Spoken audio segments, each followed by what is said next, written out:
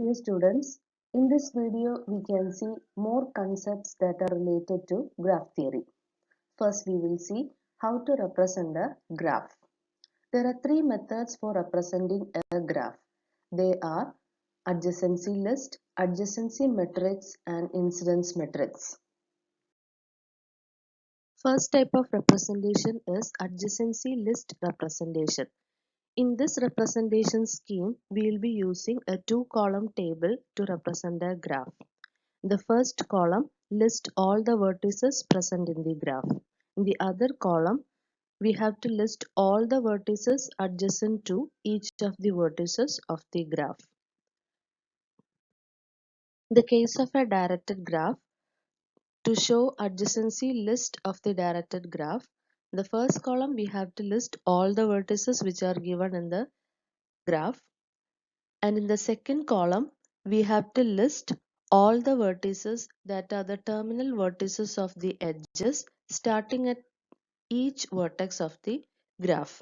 For example, for vertex A, 4 edges are leaving from vertex A. Terminal vertices of these edges are B, C, D and E. So, adjacent vertices of vertex A are B, C, D and E. In the case of vertex D, no edges leaving from D, so D has no adjacent vertices. Next kind of representation is adjacency matrix. Adjacency matrix of a graph with n vertices is an n by n matrix, and in this matrix you can find only zeros and ones as entries. If there is an edge between ith and jth vertex, an entry will be marked as 1, otherwise it will be 0. Adjacency matrix is also known as connection matrix. Here you can see a sample graph and also its adjacency matrix representation. Here each row and column represents a particular vertex present in the graph.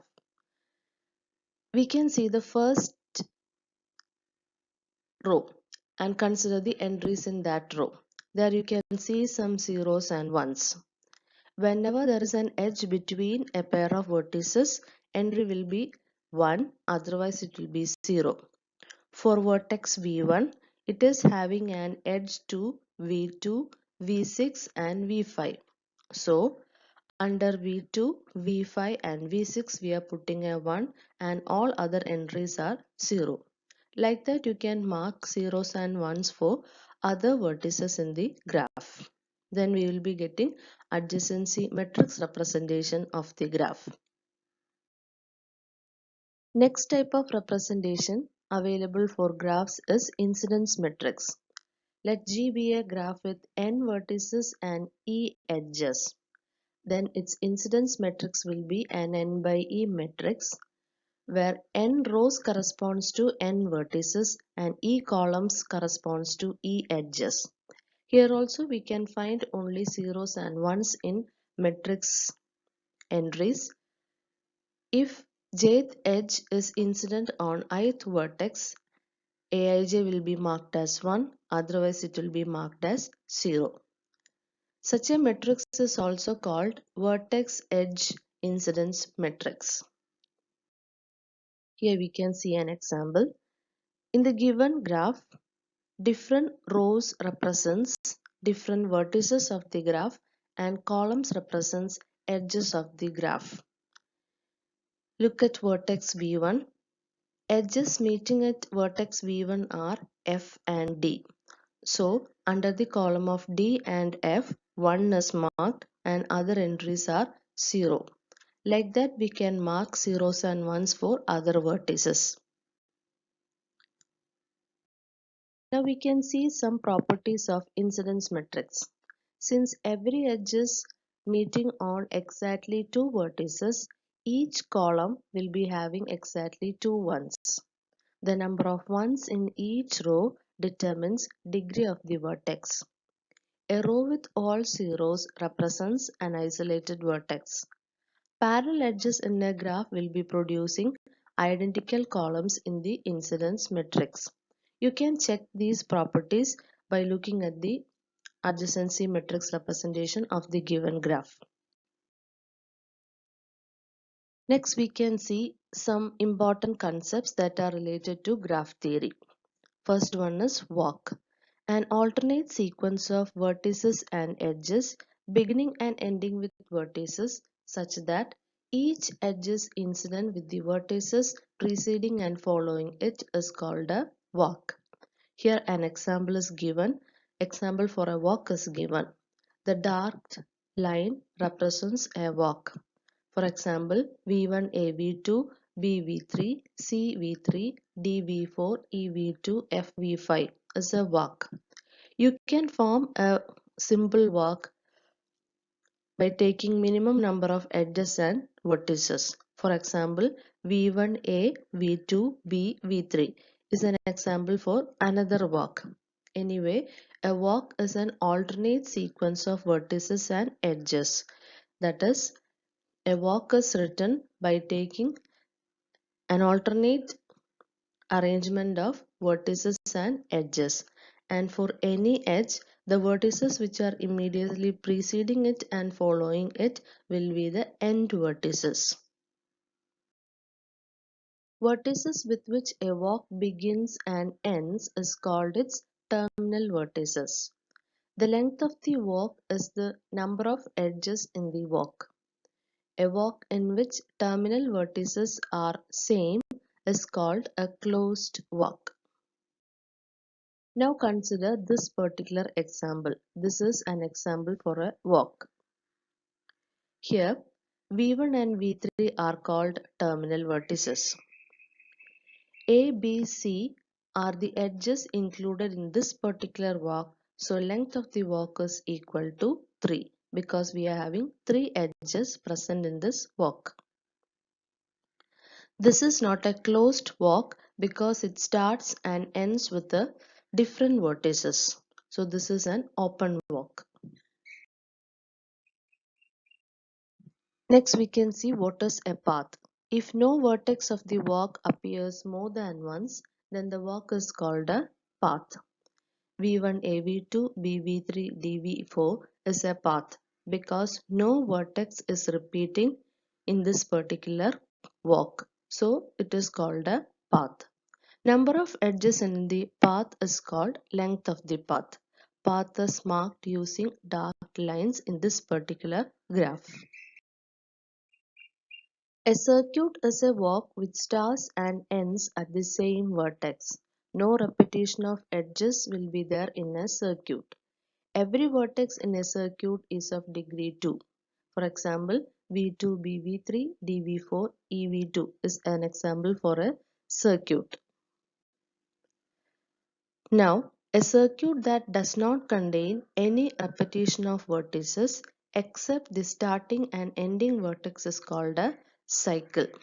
So here the given example is an example for circuit and also for cycle.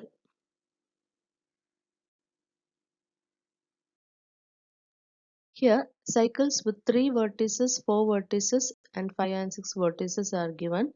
Please go through the example.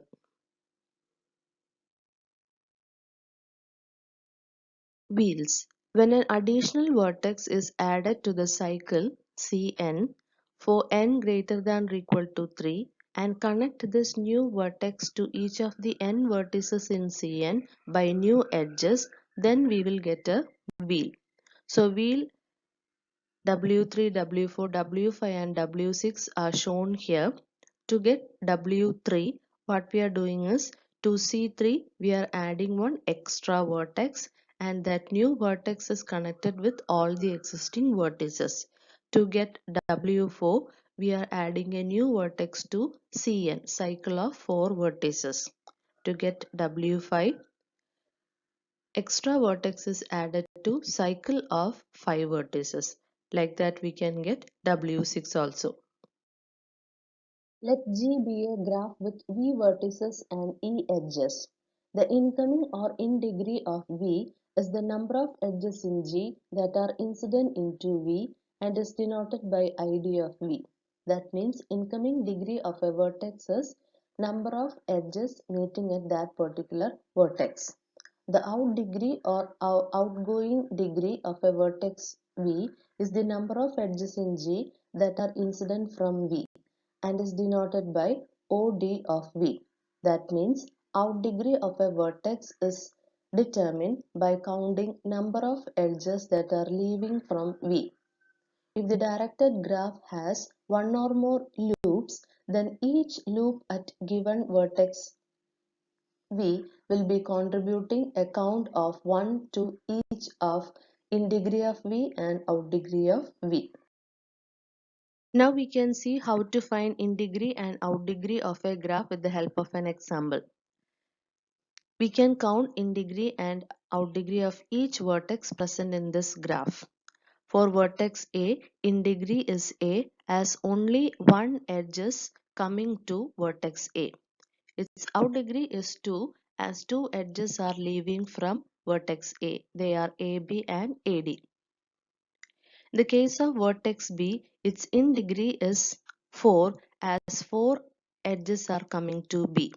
They are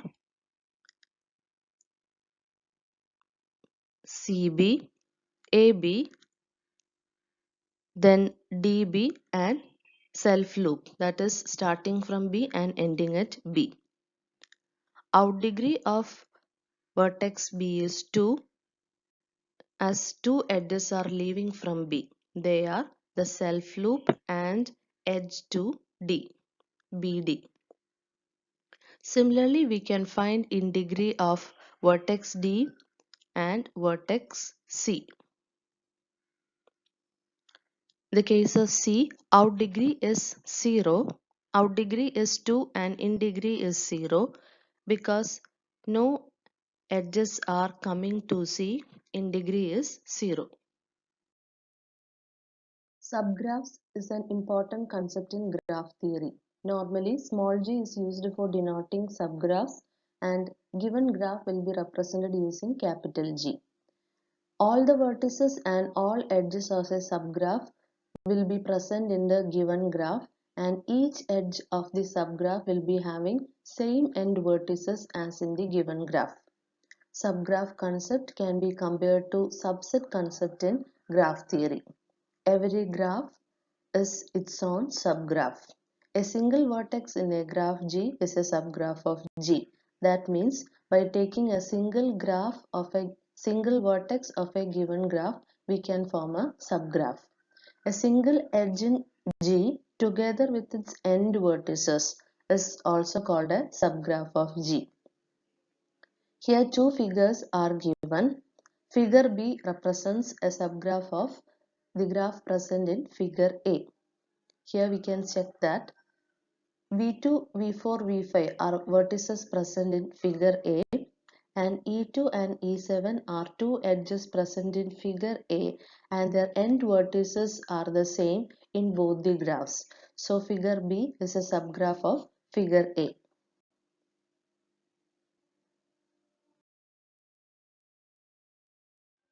Here two graphs are given G and G dash. G dash is a subgraph of G. Spanning subgraph.